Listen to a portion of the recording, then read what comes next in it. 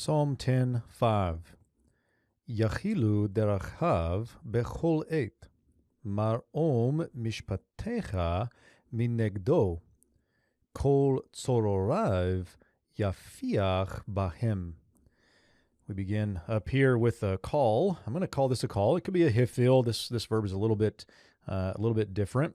The verbal root that we have here is chet yod lamed, and so you might remember with those two yod verbs, the call and the hifil gets a little bit hairy to figure out.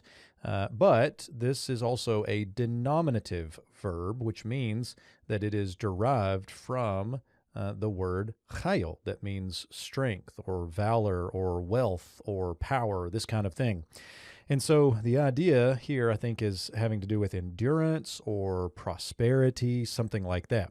The subject here is his ways, and we know it's plural because notice the plural verb that we have here. This is a kativ kareh situation, and so what we get here is what's written is just the vav at the end, which would be something like darko, his way, but then it has been vowel pointed here as if it was plural, and we just need to drop a yod in here. So this is one of those kativ kareh situations, and the Masoretes are telling us to read this as the plural for the subject-verb agreement. So his ways, they prosper at all times. High your judgments, and then we get a comparative men here, and this would be something like more than negdo, more than before him. But this would be a way, I think Halot actually mentions mineged as being as far as or far away from. So the idea is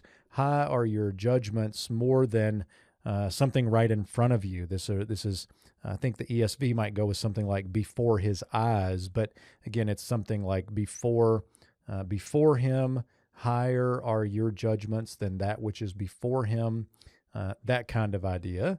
And then next we get all his, notice third masculine singular pronominal suffix here on the plural noun, but we're not looking at a noun, we're looking at a participle. This is a participle of soror. And so all of his adversaries, all of the ones that are hostile against him, something like that, and we get he puffs at them. So here the verbal root is pe vav chet, and with the a preformative and this hirik yod thematic vowel, we're looking at a hifil, and the word here is like to puff or something like that. All his adversaries, he puffs at them. And what I have in mind is this kind of like somebody that you maybe disagree with, and you just kind of go pff, pff, that little puff of like, yeah, right. That kind of idea. And so you see the arrogance of this wicked person, that even though he's arrogant, views his adversaries as in a disrespectful way. But here's the problem.